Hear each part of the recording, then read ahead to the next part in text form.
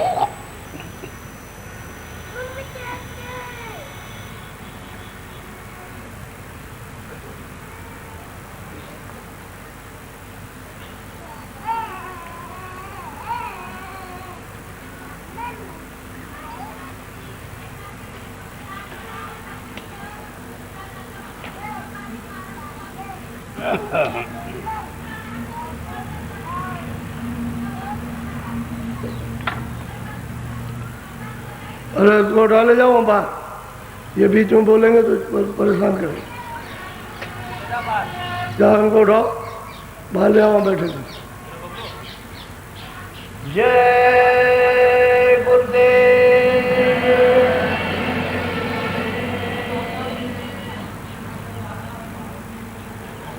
जय गुरुदेव।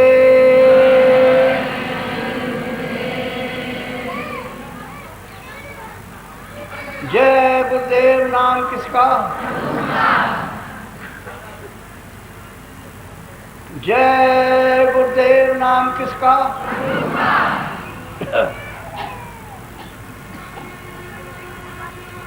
लगाओ मेरी नैया सतगुर पार, लगाओ मेरी नैया।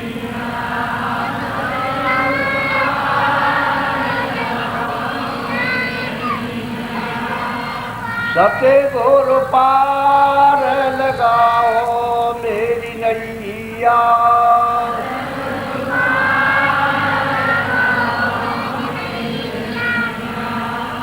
मैं बही जाती जगधार में,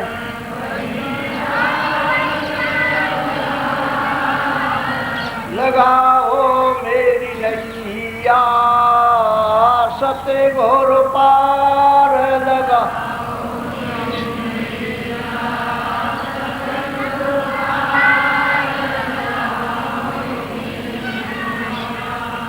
तुम बिन नाही को करियार, तुम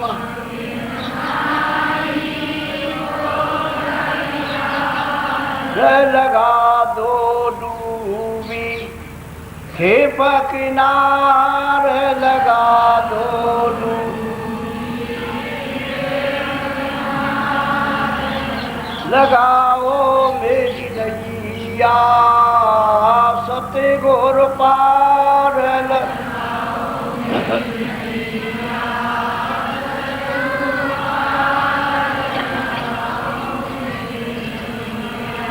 सहेली मत तू मन में हार, सहेली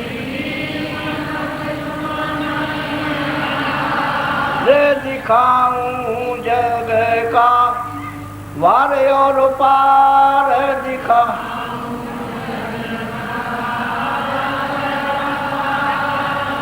लगाओ मेरी नैया सतगुर पार,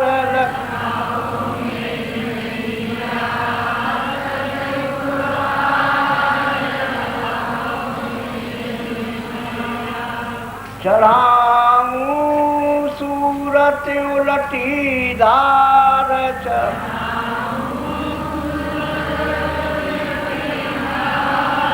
शब्द संग खेली उतारूं पार,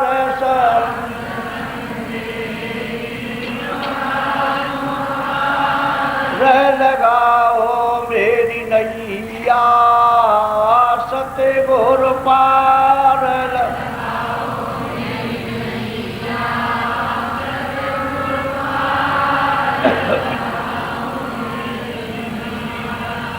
गुरु को धर ले ये मझारे गुरु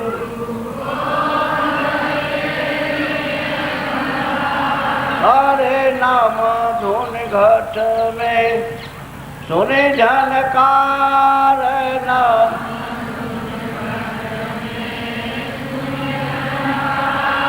रे लगाओ मेरी नैया सत्य घोर पार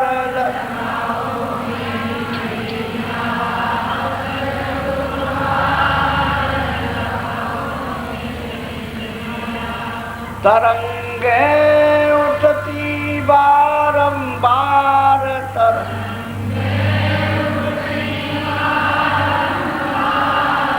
भमर जहाँ पड़ते बहुत अपार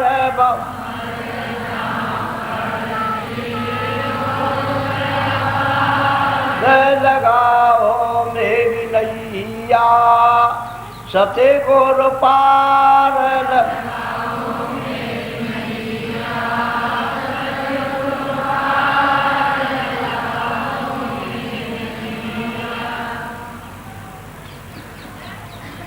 मेरे से पहुंची दसवें द्वार में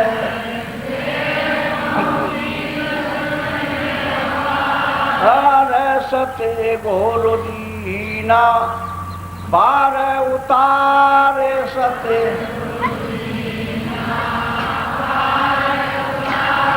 रे लगाओ मेरी नैया सते गोर पार लगा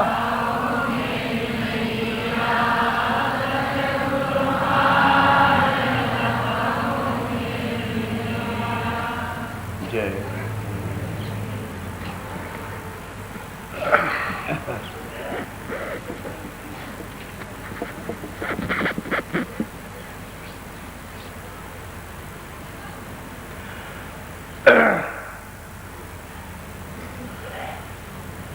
सब लोग जितने भी जीव जन और जितने भी मनुष्य हैं वो सब ये चाहते हैं कि हमको सबको आनंद मिले, सबकी खोज है आनंद प्राप्त करने और इसी तरह से इतनी मेहनत करते हैं कि आपको आनंद मिल जाएगा। क्या कांक्षा रखते हैं कि अब मिल जाएगा, अब मिलेगा, अब मिल जाएगा, अब मिलेगा और आनंद यहाँ पे है। सुख और आनंद और शांति चाहते हैं तो यहाँ तो है नहीं। जो चीज़ इस संसार में नहीं है वो आपको कैसे मिल जाएगी। तो मनुष्य शरीर अनमोल है, एक किराए का मकान है, थोड़े दिन के लिए उसने दिया और जैसे ही पूरा होगा मकान अपना लेगा, आपको निकाल बाहर कर देगा। ये सब सामान सब पड़ा रहेगा, कोई भी आपके साथ जाने वाला नहीं और आपको आनंद मिला नहीं, सुख मिला नहीं, शांति मिला नहीं। कुछ और ढूंढ रहे हो कि हमको बच्चों से मिल जाए, हमको ढंग से मिल जाए, हमको खाने से मिले, हमको देखने से मिल जाए, हमको सुनने से मिल जाए, सब आनंद की खोज में। और आनंद इधर रखा हुआ, ये दोनों आँखों के ऊपर ये आनंद का कुआं है, स्रोत है। यहाँ मुड़ के आओगे तो आनंद मिलेगा, ये क्षणिक है और इधर आओगे तो आपको अस्थायी मिलेगा। तो इधर किसी को मालूम है नहीं, कोई जानता है ये मनुष्य मंदिर में कोई मालिक के उस प्रभु के पाने का यानी खुदा के पास पहुँचने का कोई रास्ता है, वो किसी को मालूम नहीं। जब तक वो महात्मा नहीं मिलेंगे तब तक ये रास्ता मिल नहीं सकता, किसी को नहीं मिलेगा। चाहे वो देसी हो, चाहे बाहर के कोई हो, चाहे पढ़े लिखे हो, चाहे अनपढ़ हो, लेकिन ये है कि रास्ता तो तुम्हारे पास हो सकता है। तुम्हारे पास आँख है, दो आँखें बाहर, दो कान बाहर और दो नाक के सुराख बाहर और एक आँख अंदर, एक कान अंदर और एक नाक है। ये आपके पास में पहले से जब से आप मालिक के यहाँ से आए हो तब से ये सब चीज़ें आपके पास हैं, लेकिन यहाँ आकर के पर्दे में आ गए तो आपकी आँख बंद हो गई, कान बंद हो गए, नाक बंद हो गई, और आप यहाँ ढूंढते हो कि हमको यहाँ अच्छी चीज़ देखने को, अच्छी चीज़ सुनने को, अच्छी चीज़ सुनने को मिल जाए। तो इस जगत में तो है नहीं, ये तो पर्दा है, ये खोल है बाहर का। जब समय पूरा होगा तो ये जीवात्मा से निकाल दी जाएगी, और जब निकाल दी जाएगी तो ये खोल पड़ा रहेगा। ये छाया है, ये जो देखते हो ये उसकी छाया है। अब इसके लिए रोते हैं लोग, अफसोस करते हैं, चिंता करते हैं कि हमारा मित्र था, हमारा दोस्त था, हमारा संबंधी था, बच्चा था, पति थी, पत्नी थी, अब उसके लिए रोते हैं। लेकिन ये छाया फिर आपको मिलेगी नहीं। तो मनुष्य रूपी मंदिर में जीवात्मा बैठी है और आँखों के ऊपर है, दोनों आँखों के मध्य में, और दरवाजे में बैठी है। इस शरीर में कहीं नहीं, इसके ऊपर बैठी हुई है, लेकिन उसका प्रकाश सारे शरीर में संचार करता है, तो शरीर चलता फिरता, बोलता, दिखता। और जब उसका प्रकाश का सिमटा होता है तो ये हाथ पैर जवाब दे जाते हैं। ये चलते नहीं है, ये हाथ हिलेंगे नहीं, ये सब चीज़ें जवाब देती जाएगी आपके पास। तो जब तक उसका संचार है तब तक, जब समय पूरा होता है तो खिंचाव हो जाता है, तो सिमटा हो जाए तो सूरज ऊपर चली जाती, शरीर खोले पड़ा रहता है। तो आप किस लिए आए थे? मालिक को प्राप्त करने के लिए। तो क्यों भूल गए कि बहुत दिन हो गए आपको इसमें लगा दिया कि अच्छा है, बुरा है, पाप है, पुण्य है, इसमें आप करने लगे काम, इसमें आप गंदे हो गए। जब गंदगी जमा हो गई तो हृदय में ये सब गंदगी जमा हो गई तो जीवात्मा बंद हो गई। अब अंधेरा दिखाई देता है, अंधकार। आँख बंद करो तो बिल्कुल अंधकार है, लेकिन ये सफाई हो जाए तो अंदर की आँख बरोबर खुल जाएगी। उसी को तीसरी आँख कहते हैं, उसी को शिवनित कहते हैं, उसी को दिव्य दृष्टि कहते हैं, उसी को थर्ड आई कहते हैं। नेत्र तुम्हारे पास है तो दो आँखें शरीर की, एक आँख जीवात्मा की, तो अब उसका पता नहीं है। अब महात्मा मिले तो उसकी जानकारी आपको दें और ये कहें भाई ऐसा करो, ये मन बुद्धि चित्त को इसकी सफाई करो। यहाँ बैठे हुए हृदय है, ये दिल है, ये सूरत का हार्ट है जहाँ बैठी हुई, तो इसकी सफाई कर लो तो प्रकाश हो जाएगा, रोशनी हो जाएगी, उजाला हो जाएगा। जब उजाला होगा, लाइट होगी, तो उसमें आपको दिखाई देगा, तब आपको आनंद मिलेगा।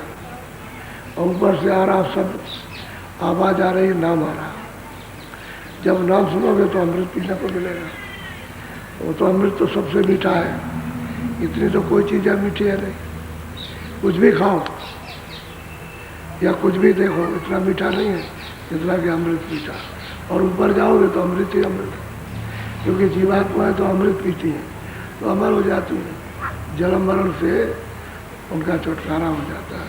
तो एक किराए का मकान प्रभु को पाने के लिए आपको दिया गया कि इसी में दरवाज़ा है, ये मनुष्य मंदिर है, ये जिस्मानी मस्जिद है, ये उसकी बाडी है, अरे उसका चर्च है।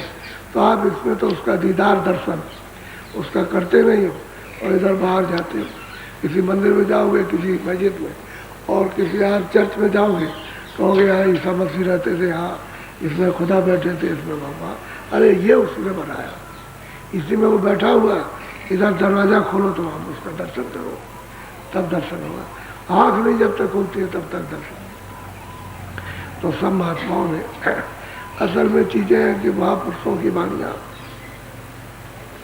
हम लोग नहीं समझ पाते, जो भारतवर्ष में रहते हैं। बाहर के लोग तो जानते ही नहीं साधना को, उनको ये पता ही नहीं कि साधन किसको कहते हैं। ऊपर भी कोई लोग हैं तो ये तो मतलब मृत लोग हैं, इसके ऊपर में स्वर्ग न करो, वो बहिष्ठ है। अब ऊपर जाओगे तो ऊपर तो बहुत अच्छी रचना है, उसके ऊपर जाओ तो और सुंदर रचना। तो वहाँ जन्म मरण इस तरह का तो होता नहीं। जैसे अभी मर गए, जलाए गए, आपको बीमारी हो गई, रोग हो गया, आप रो रहे हो, चिल्ला रहे हो, कपड़े पहन रहे हो, खेती कर रहे हो, दुकान, ये तो वहाँ काम है नहीं, वो तो लोग हैं, दिव्य लोग। तो उनमें जाओ तो मतलब ये क्या आराम मिले आपको। लेकिन मृतलोक में तो कोई आराम नहीं, यहाँ रहते हो क्या आराम, कुछ आराम नहीं। क्या ढूंढ रहे हो यहाँ? सब जगह चारों तरफ घूमते हो तो क्या ढूंढते हो? अच्छी चीज़ मिल जाए, अच्छी, उसके देखने से आनंद मिल जाएगा। असली चीज़ छुपी हुई है आनंद की। देखो या आप खाओ, या आप सुनो, या आप रखो उसको, लेकिन सब में से आनंद ढूंढते हो कि आनंद मिलेगा। आनंद यहाँ है नहीं। इसलिए आप अंत में जब शरीर ये पुराना हो जाता है, उम्र जब ढल जाती है, तो फिर आदमी निराश हो जाता है कि हमने तो बहुत कुछ खोजा, हमको तो कुछ मिला नहीं और हमको आनंद मिला नहीं, तो हमारा तो जीवन व्यर्थ चला। फिर आप कुछ नहीं कर सकते। जवानी में तो सब कुछ कर सकते, लेकिन जब वृद्धाई अवस्था आएगी, बुढ़ापा, ओल्ड एज होगी, तो आप कुछ नहीं कर सकते। तो ये हाथ पैर सब आपको चल जाएंगे। साधन भजन जो है वो जवानी में होता है। जिन लोगों ने भी किया वो जवानी में किया। वृद्धाई में तो कृपा के ऊपर पार हुए, दया से पार हो गए, उनकी मेहर हो गई तो पार हो गए। लेकिन वैसे ज़्यादातर तादाद में सभी महात्माओं ने अपने जीवन में जवानी में साधन किया और जवानी में उसको प्राप्त किया। तो कहने का ही मतलब जरा सुनो, बोलो।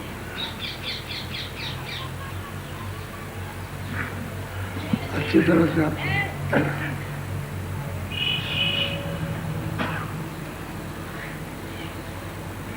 गुरु कायम रूप में देखा, सत्य गुरु सत्य नाम सम पे।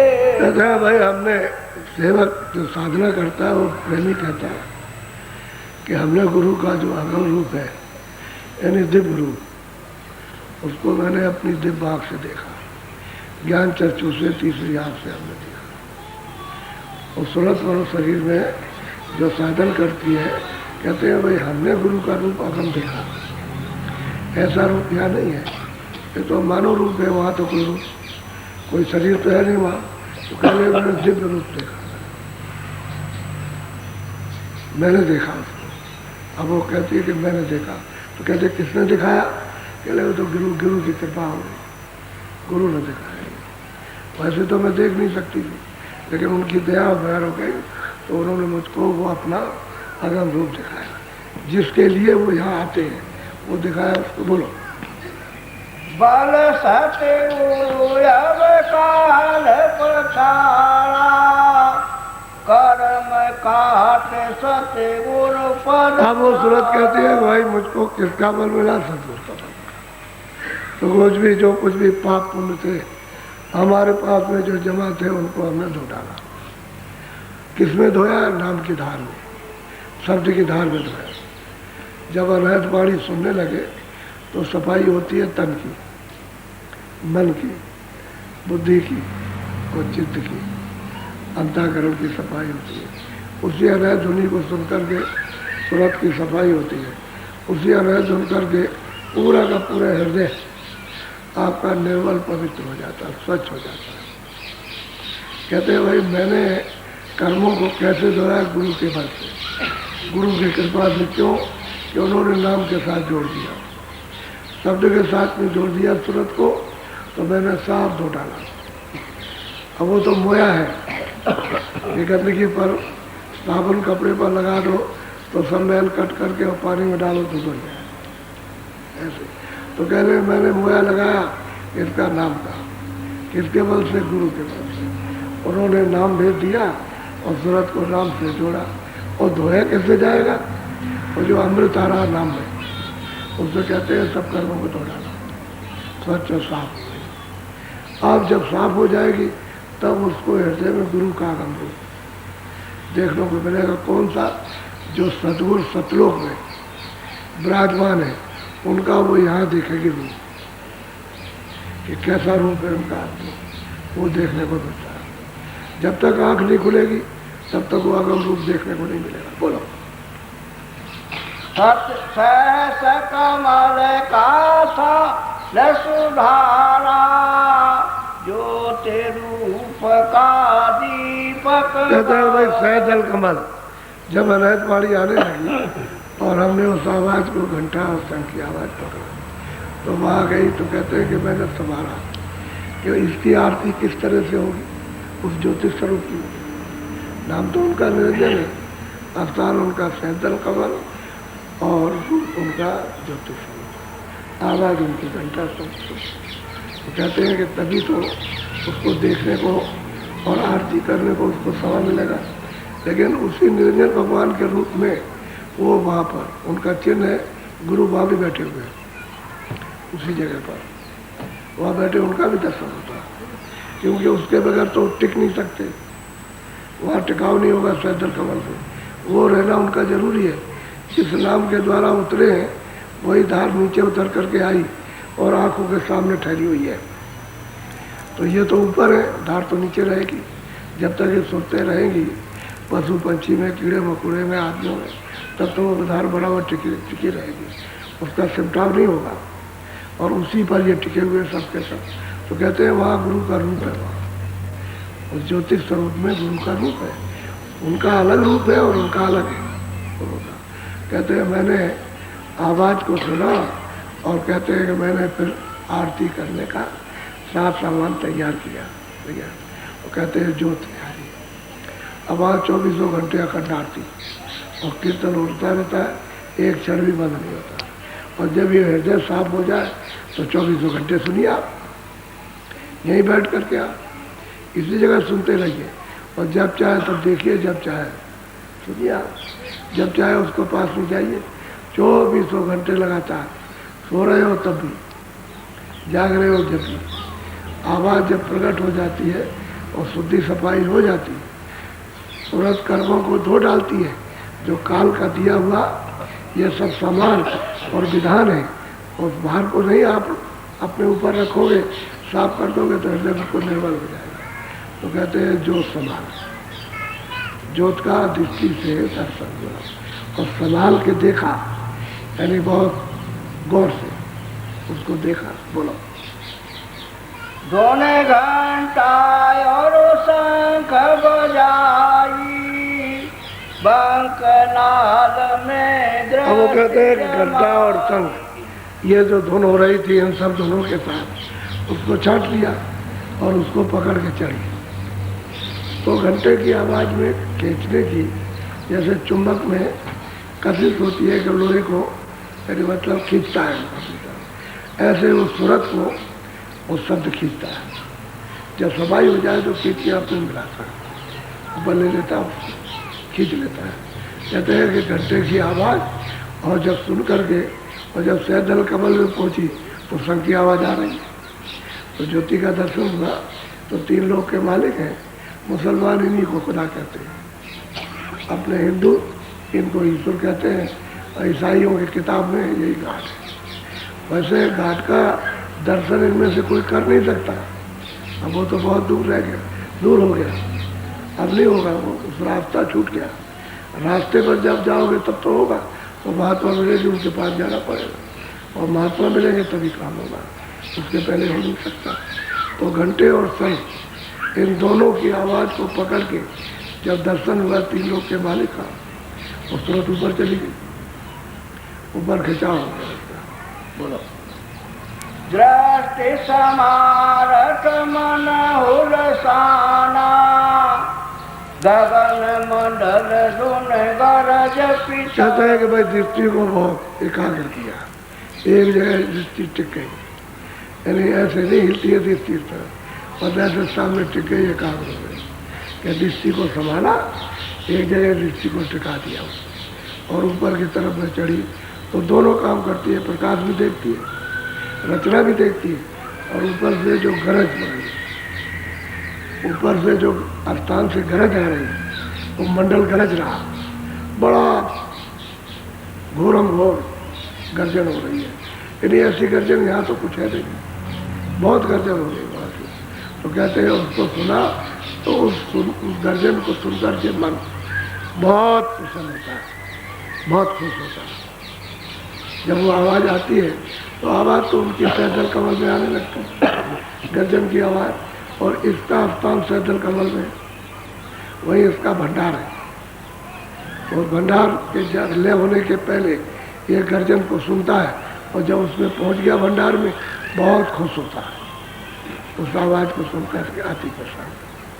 और जब सूरत ऊपर से लौटेगी तो उसी भंडार से फिर इसमें मिल जाएगा कि वो इसी में से अभी नहीं रुकेगा, जाएगा आएगा। जैसे सूरत ऊपर जाएगी नीचे आएंगे, ऐसे ही मन इसी तरह से अपने भंडार से बुद्धि, इसी तरह से चित्त, इसी तरह से अहंकार सब उसमें जाएंगे और अपने में आ जाएंगे लौट कर। जब सूरत लौटेगी तो फौरन इसके साथ में लग जाएंगे। तो कहते हैं मन बहुत प्रसन्न हुआ, उस आवाज़ को सुनकर झटका हो गया। ऐसी आवाज़ हमको सुनने को पड़ेगी क्योंकि सारा मंडल गरजता है, पूरा का पूरा ब्रह्मांड ही पूरा गरज रहा।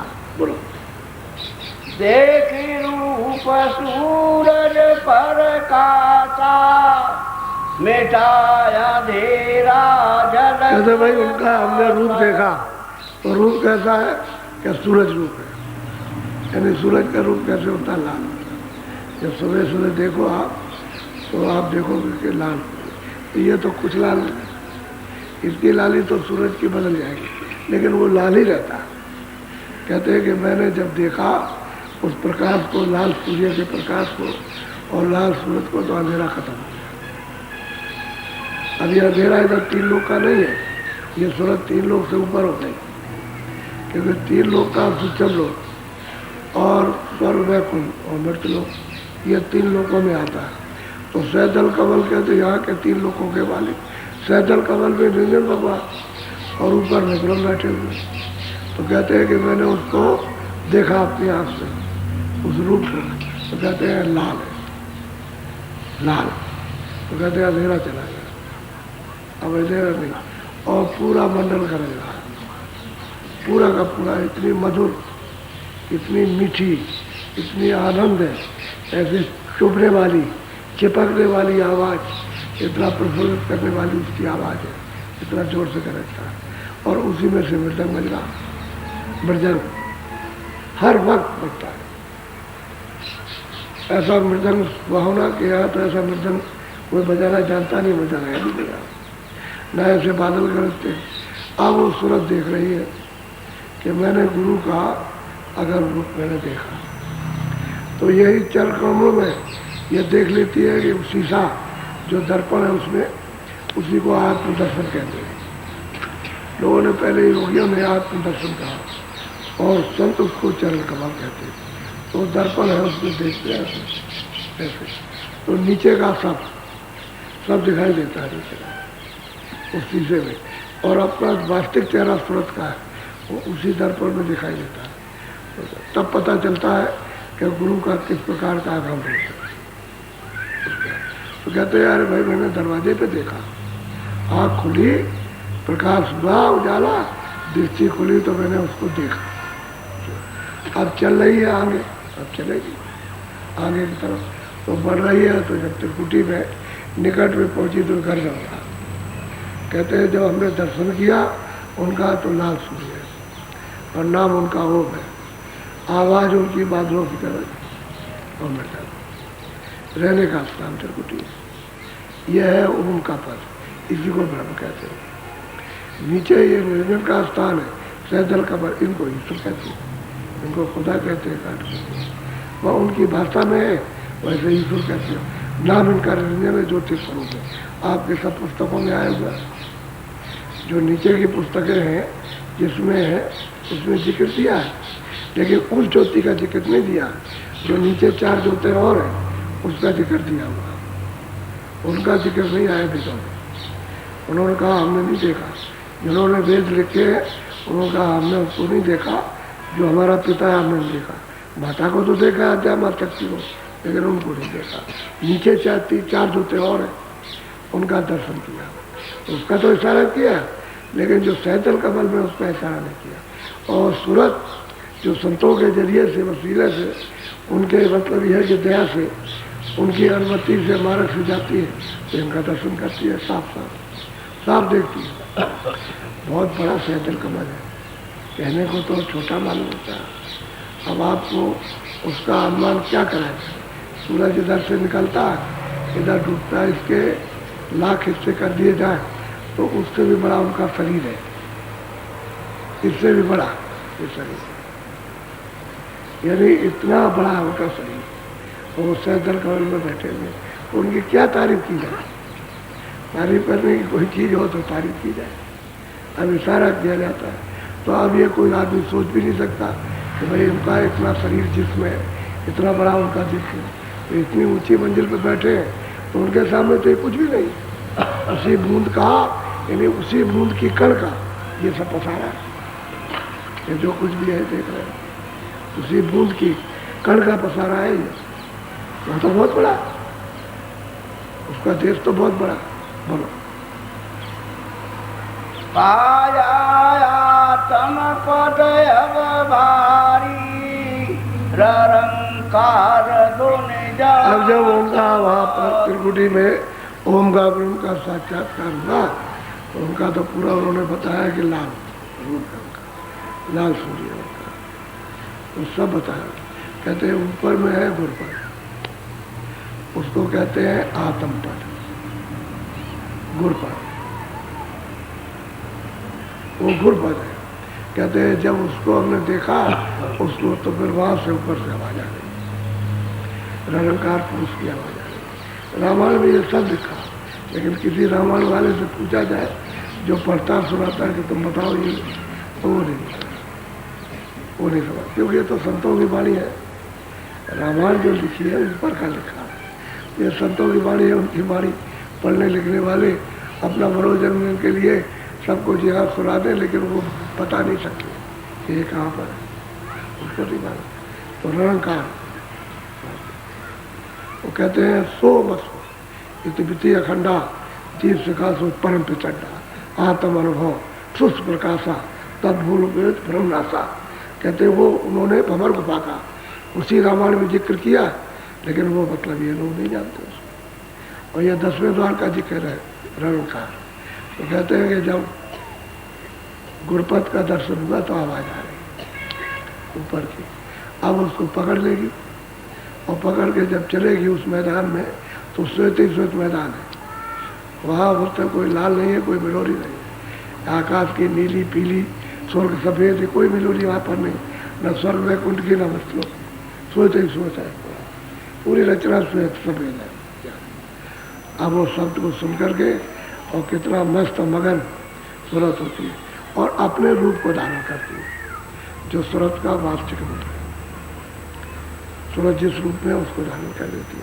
यही से उसका अवतार हुआ नीचे, क्योंकि नीचे ब्रह्म है, ऊपर में पार ब्रह्म, तो सूरत का यहीं से अवतार हो गया नीचे।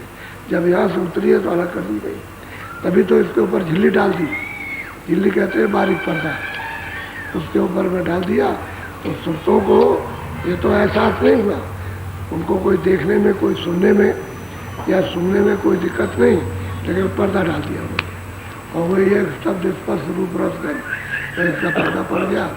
अब इसको इसका वो अनुभव करने लगे और शब्द रूप छूट गया उसका। जो शब्द था उसका, जो शब्द रूप थी, वो तो सूरत का छूट गया। इस जानकारी में आई शब्द स्पर्श रूप रस, इसका बोध, इसका ज्ञान नीचे आए तो कपड़ा डाल दिया। तो हम कहते हैं कि भाई ऊपर में गुरपद पाने पर, आत्म पद पाने पर उधर से रंकार तो आ गई। चंद्र चांदनी चौक निहारा श्वेत श्वेत पद श्याम निकार। कहते हैं श्याम अब सब निकाल दिया। कहते हैं चांदनी, बिल्कुल ऐसे इतनी चांदनी है जैसे कि क्या उसका कोई वर्णन करेगा। और सफेद सफेद, वहाँ कोई कहे कि भाई कोई श्याम होगा, काला पीला, कोई सुर, कोई लाल होगा, सब रचना ही सफेद है। पार ब्रह्म की पूरी रचना सफेद ही सफेद है, श्वेत श्वेत है रचना। अब सूरत मतलब ये शब्द को पकड़ के जाती है। तो जैसे ये चलेगी तो कहते हम तो उसको देख रहे हैं, उस चांद चौकनी को, चांद को, उसका चांद का ही रूप है, शीतल रूप है, ठंडा गर्म रूप है, ठंडा गंभीर प्रकाश से छटका नहीं है। इनका तो सबका छटका है, झिलमिला प्रकाश है और उसका बदा हुआ गंभीर है। उसमें मतलब यह आंखें तिलमिलाती नहीं है। इनके प्रकाश में तो तिलमिला जाती, उनके प्रकाश में नहीं तिलमिलाती, गंभीर स्थिर और श्वेत है। कहते हैं हमने उसको निहारा, निहारने कहते हैं देखा उस अंदर को। तो जब चलेगी आगे की तरफ में तो वही मतलब ना कहीं पर तो मानसरोवर बहुत झील कहो तालाब कहो बहुत बड़ा, उसमें सुरते सब नहाती है जाने वाले, वहाँ जो रहती है वो भी स्नान करती है। अब ये जाएगी नहाएगी तब उनका रूप पकड़ेगी, जो और सुरते रहती है हंस रूप में तो फिर वो हंस रूप हो जाएगी नहाने के बाद में। जब तक उस तालाब में नहाएगी नहीं तब तक उनका रूप नहीं निकलेगा सफेद श्वेत, जैसा वहाँ की सुरतों का रूप फिर वैसा ही इस सूरत का जो यहाँ बैठी है उसका भी निकल जाएगा उसी तरह का सफेद रूप हो जाए। तब इसमें कितना प्रकाश होता है,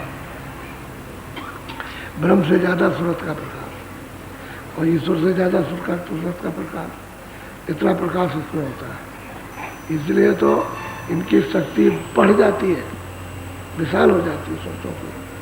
तभी तो साधकों ने बयान किया कि इस शक्ति के सामने कोई टिक नहीं सकता। तभी तो महापुरुषों को इतना वर्णन किया है कि इनको कोई पहचान नहीं सकता, कोई जान नहीं सकता कि क्या है। जो जानेगा वही पहचानेगा, वही समझेगा और बाकी लोग इसको नहीं समझ सकते। इतना प्रकाश है। अब यही सूरतें उठ करके वहाँ पहुँच जाए तो इसमें भी वही प्रकाश हो जाता है। अब वहाँ से उतर के आइए, वहाँ उतरती चली आई प्रकाश कम होता है, सूरतों का प्रकाश कम हो गया क्योंकि धार छूट गई। शब्द की जब धार छूट गई तो प्रकाश कम हो गया, नीचे आ गई तो बस धार से अलग हो गई तो इनका प्रकाश छोटा सा थोड़ा सा रह गया, वो भी पर्दों में मिल गया तो चीड़ हो गई। अब ये निवल हो गए। अब अगर ये धुलाई हो जाए तो इनको ताकत मिल जाएगी, साफ हो जाएंगे तो शब्द को जल्दी से ये पकड़ेंगे तो शब्द के धार के साथ फौरन ताकत आएगी, शक्ति आएगी और रोक नहीं सकती। तभी ये मन पर छा जाते हैं, फिर मन बुद्धि चित्त कुछ कर नहीं पाते। जब इसका अधिकार हो जाएगा तो मन बुद्धि चित्त इसके बद पे रहेंगे, और जब ये कमजोर है तो मन और बुद्धि और चित्त को घसीटे फिरते।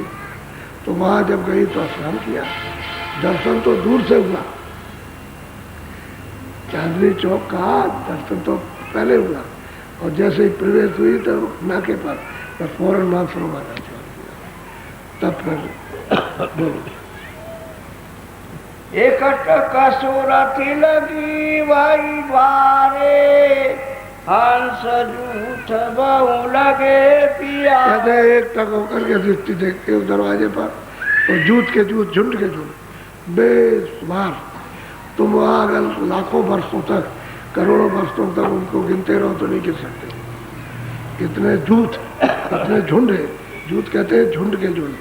तो एक टक होकर के उनके उस रूप को निहारती है, देखती है कि उनमें कला छटा, उनमें कौशलता किस तरह की रचना करने की समझ।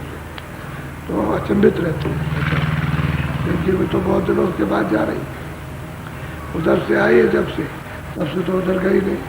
तो गुरु ने ऐसी कृपा और दया की कि घाट पर बैठा करके और धीरे धीरे उसको निकाल के ले गए। सब जगह से लिए जा रहे हैं। अब उसको काल का क्या डर है? जब अपना रूप धारण कर लिया तो काल की हद से परे निकल गए। अब ये भव सागर का पुल पार हो गई, अब इस पर नहीं आ सकते। जन्म मरण में इसमें नहीं आएंगे। बोलो सतगुरु पूरे लीलाधारी, आरत कर मन विवसा भाव। कहते हैं भाई वो सतगुरु है वहाँ पूरे, तो वो कहते हैं कि पूरे रूप उनका दर्शता दिखाई देता है। तो वो पिया पद है, ये गुरुपद है तो गुटी में वहाँ पिया पद 10वें द्वार में, और सदगुरु पद है सत्य सच्चा जो वास्तविक उनका विस्तार का जो रूप है वो तो सतलोक में देखने को मिलता है। लेकिन यह है कि उनका जो रूप है छोटा सा, जिसके द्वारा देख करके आगे चलेगी, वो पिया पति है और अपने आरती देखती है। अब बल लेकर अब इस स्थान पर रचना में सूरत आगे चले पीछे, तो गुरु महाराज अगर न चले आने जाने वाले तो ये जा नहीं सकते, यही रुकी रहेगी, आगे नहीं जाएगी। कितना मतलब ये महा आनंद स्थान है, उसी में फंस जाएंगे, नहीं जा सकते। तो वो जब मिल जाते हैं कि उसका उनसे प्रेम किया या, तो जब प्रेमी मिल जाएगा तो आगे चले जाएंगे। हमारे साथी तो ये है जो हमको यहाँ तक ले आए, चलो आगे चले जाए। अच्छा, उनका रूप और तेज है, उनका प्रकाश और रूप और मतलब ये और भी तेज, तो फिर सूरत उसी को देखने लगती है। ये रूप उसके सामने वहाँ का फीका हो जाता तो आगे चल देती, तब छोड़ती है। जब तक रूप का दर्शन गुरु का नहीं करेगी तो आगे उसको छोड़ नहीं सकती। अब कहते हैं कि हमने उसको देखा, उसको भी देखा 10वें द्वार में पार्वती को, उसका भी दर्शन किया, उसकी आवाज़ को सुना, वहाँ मानसरोवर में स्नान किया, जूथों में मिल गई, वहाँ के अद्भुत रूपों को देखा और खुद उस रूप की हो गई। ऐसी चढ़ाई होती है, तो धीरे धीरे धीरे धीरे धीरे धीरे उसको चढ़ती। अब इसमें लोग बैठे हैं और भी सत्संगी है, तो सबकी साधना एक थोड़ी हो जाती है। कुछ चल रहे हैं, कुछ आगे बढ़ रहे हैं, कुछ और बढ़ रहे हैं, कुछ ऐसे बढ़ रहे हैं, सबका अलग अलग। तो कहोगे एक ही साथ बैठ गए ऐसे चले जाएंगे, ऐसे नहीं, अलग अलग। कुछ कोई देख रहा, कोई चीज़ सुन रहा, कोई बढ़ रहा, समझ गए। और फिर यह किसी को कहोगे दरवाजे पर बैठ करके तुम भजन करो, ध्यान करो, तो कोई नीचे उतरा, नीचे भाग आया, क्या हमसे नहीं बैठा जाए, तो सब तरह के लोग हैं।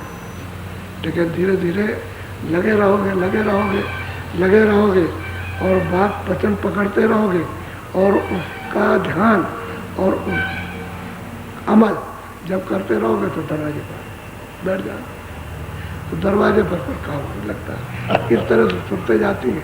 तो इनको बैठा लिया, अब वो चिल्ला रही कि गुरु की क्या कृपा हुई, वो दया हो गई कि उन्हीं की दया से सब देखने को मिल रहा। और जब ये पहुंच जाएगी आगे, ये महाकाल पद में पहुंचेगी, वहाँ फिर सतलोक में पहुंचेगी, सब वर्णन करेगी।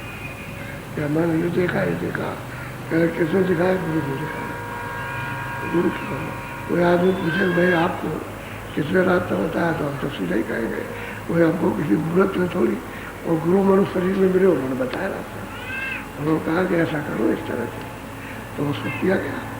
अब जो भी अपने बल से, अपनी बुद्धि से या जो भी भाव से हो सकता है उसको किया, पूरा तो नहीं कर सकते, पूरा तो नहीं, मतलब अब उनके सामने पूरा क्या करेंगे, वो तो जब दया करेंगे तभी कुछ होगा।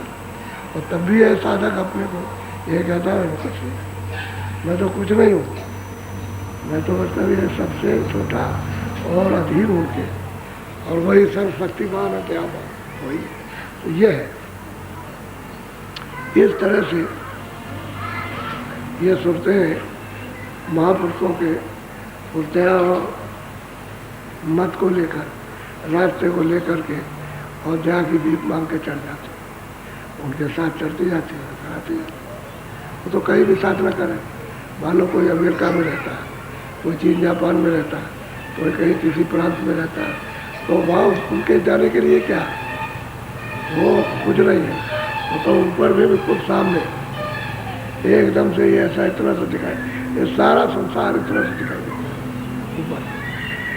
वहाँ कहाँ जाना है, ये तो तुम्हारी ये बुद्धि है, और ये आगे वहाँ जाना है, उनको वहाँ कहाँ से जाना, वो तो वहीं से सब देखते हैं। तो दया तो मिलेगी, कौन कर रहा, कौन नहीं करता, कौन मतलब है चढ़ रहा, किसको क्या मिल रहा, पता नहीं करता, तभी तो दया होती है।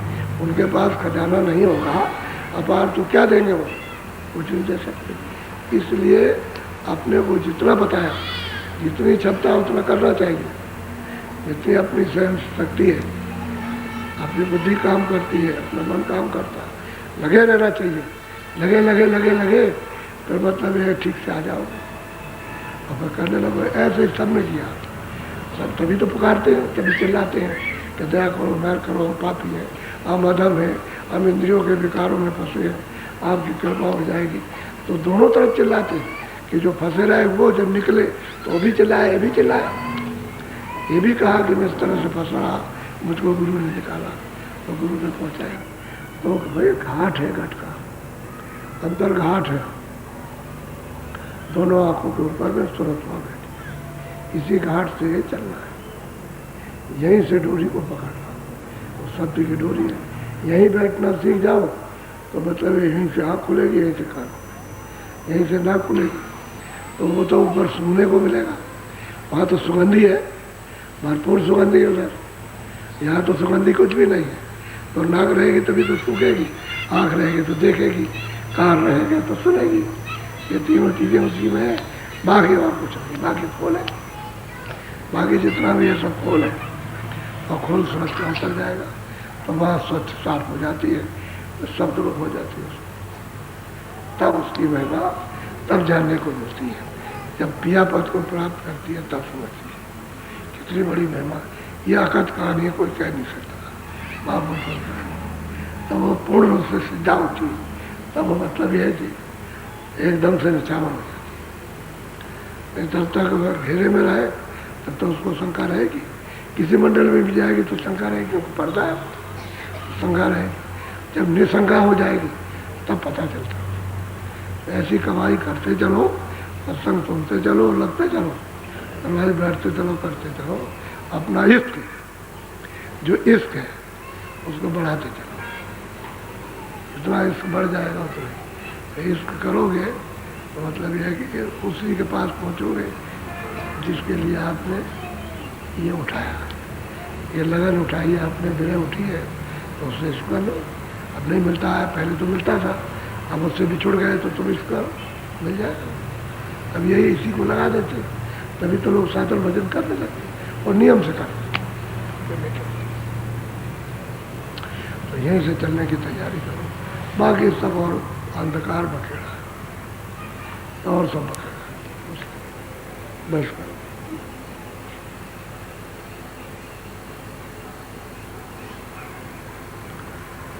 आज थोड़ा सा पहले बैठ गए, आधा घंटा पहले, इसलिए कि बहुत से लोग जयपुर से आए तो जाने वाले हैं। उन्होंने कहा कि हम सत्संग सुन के जाएंगे, तो सत्संग हो गया। अब आप लोग जयपुर वाले उठो, वो जो बैठे हो, जो जाने वाले हो तो चले जाओ, मैं इनको भजन पे बैठाऊंगा, बाकी लोग यहाँ भजन करेंगे थोड़ा सा। उठ जाओ जयपुर के लोग जाने वाले, उठ जाओ। अच्छा बाकी लोग भजन पे बैठ जाओ, बाकी लोग भजन पे बैठो, बैठ जाओ थोड़ा भजन पर।